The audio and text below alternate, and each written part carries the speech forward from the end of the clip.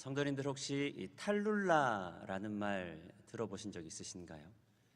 한 7년, 8년 전쯤인데요. 그 인터넷에서 유행했던 말입니다.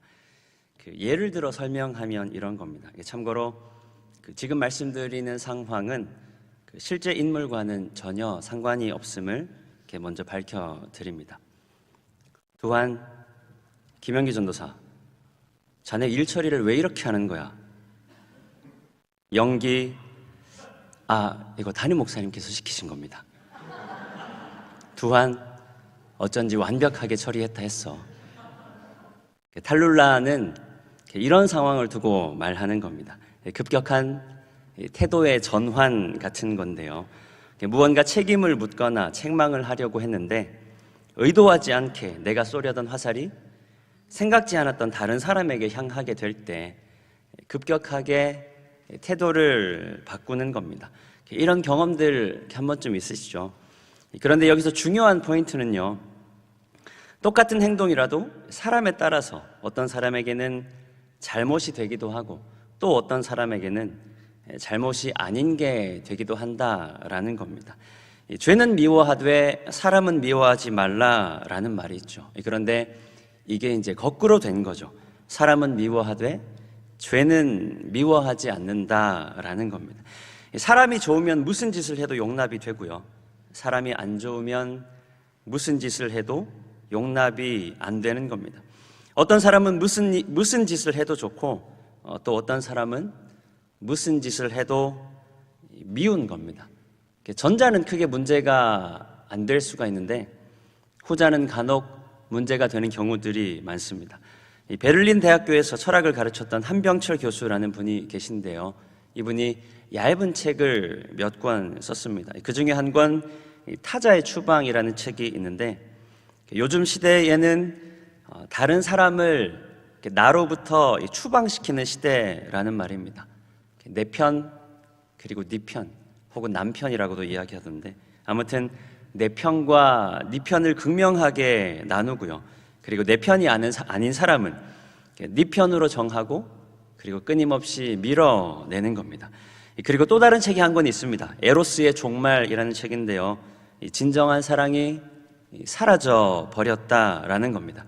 그렇게 내가 아닌 다른 사람 혹은 우리가 아닌 다른 집단에 대한 진정한 사랑은 사라지고 끊임없이 경계하거나 미워하고 추방하는 시대가 요즘 시대라는 말입니다. 내 편은 한없이 감싸고 그리고 네 편은 한없이 미워하는 미움의 시대이기도 합니다. 오늘 본문은 그런 시대를 향한 베드로의 편지입니다. 편지는 베드로가 썼는데요, 수신자가 제법 많습니다. 베드로전서 1장 1절에 나오는데 이렇게 이야기합니다. 예수 그리스도의 사도 베드로는 본도, 갈라디아, 갑바도기아, 아시아와 비두니아에 흩어진 믿음 안에서 나그네와 같은 신앙 순례를 감당하는 이들에게 편지를 쓰는 겁니다. 그래서 베드로는 자신의 편지를 통해서 특정 사람 혹은 특정 교회, 특정 지역의 문제를 다루다기보다는 예수 믿는 사람들이 마주하는, 그리고 오늘 예수를 믿는 우리도 안고 있는 아주 보편적인 문제들에 대해서 이야기합니다. 그러면 당시에 흩어진 그리스도인들의 삶의 모습이 어떠했는가? 일단은 기독교에 대한 공식적인 탄압은 없었을 것이라 추정합니다. 그러니까 극심한 육체적인 고통은 없었다라는 말이죠. 그렇다고 문제가 없는 것은 아닙니다. 사회적으로 배척당하는 일들도 많았고요. 그리고 경제적인 어려움들도 많았습니다. 삶이 팍팍하다 보니까 자연히 가정과 교회 안에서 발생하는 갈등들도 있었습니다. 이게 사실 극심한 고통까지는 아닌데 이런 자잘한 어려움들이 쌓이고 쌓이다 보니까 생각보다 삶이 지치는 겁니다. 내가 좀 지쳐있다 생각되시는 분들 간혹 계시죠. 이게 지친다라는 게 사실 몸이 힘든 문제랑은 조금 다른 차원의 문제인 것 같습니다. 물론 몸이 힘들어서 지치기도 하지만 사실 우리를 더 지치게 하는 것은 육신의 문제보다는 마음의 문제일 경우가 훨씬 많습니다. 우리가 예수를 믿으면서 그리고 살아가면서 또 그렇게 이 사랑하려 노력하면서 살아가는데 교회와 사람들을 감당하는 일이 만만치 않게 여겨질 때가 많습니다. 내 마음대로 안 되는 걸 또 견디기가 힘들 때도 있죠. 그럴 때마다, 그리고 그럴 때부터 점점 더 이 견디는 삶을 우리는 살아가게 되는데, 그런 견딤이 의미가 있는 것이냐 의미가 없는 것이냐를 떠나서 그런 일들로부터 오는 스트레스가 생각보다 큰 것이 사실입니다. 그러다 보니까 이게 처음에는 아무렇지도 않게 받아들일 수 있었던 일들도요, 쌓이고 쌓이다 보면 제법 힘들게 여겨지는 겁니다. 같은 일이라고 해도, 또 같은 사람이라고 해도 감당하기 어려운 순간이 찾아오기 마련입니다.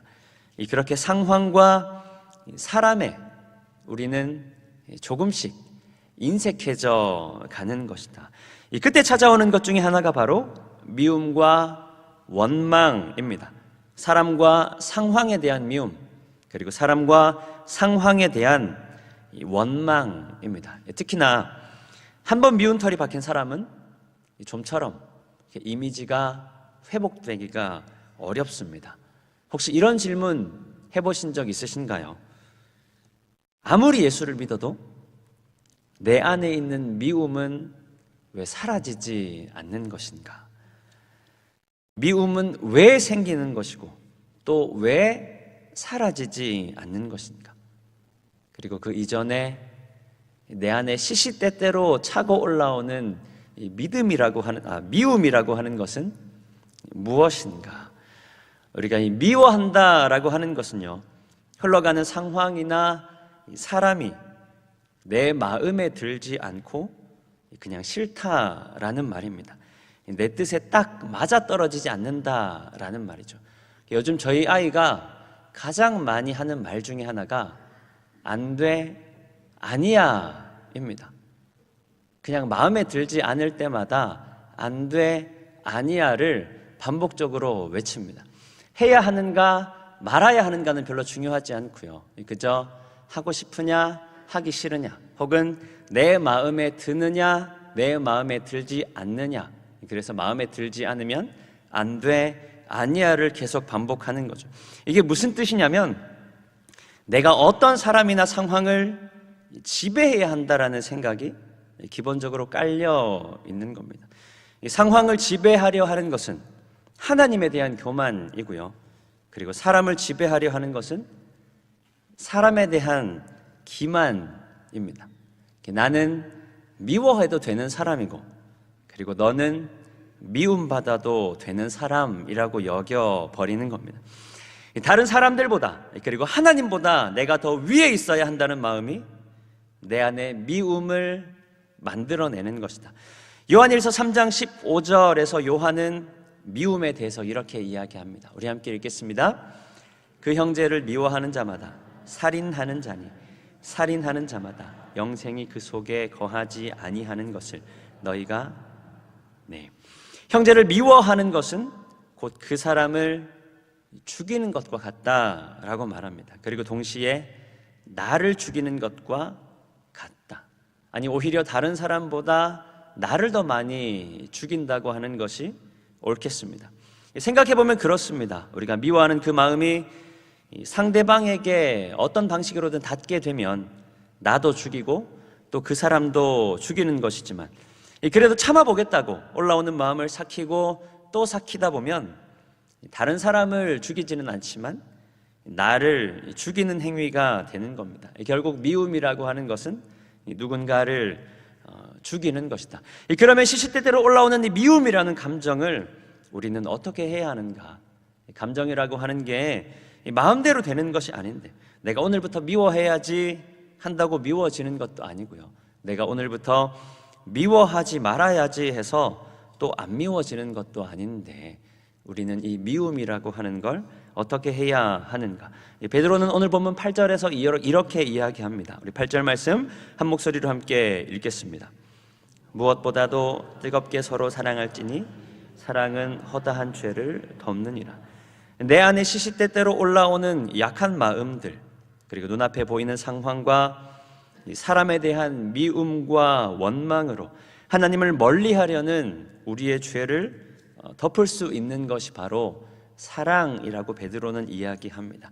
그러니까 미움과 원망이 없다가 갑자기 생겨난 게 아니라 우리가 갖고 있는 여러 가지 죄된 본성들과 마찬가지로 원래 내 안에 있는 본성, 원래 우리가 갖고 있는 연약함에 지나지 않는 것인데, 우리 안에 그리스도의 사랑이 옅어질 때 그 연약함이 수면 위로 올라온다라는 겁니다.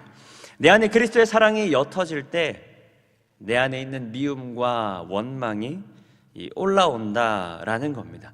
그래서 삶 속에서 올라오는 미움과 원망을 이겨내기 위해서는 미움과 원망에 집중할 것이 아니라 내 안에 연약해진 믿음 그리고 연약해진 사랑에 집중해서 그 연약해진 사랑을 회복해야 한다라는 겁니다.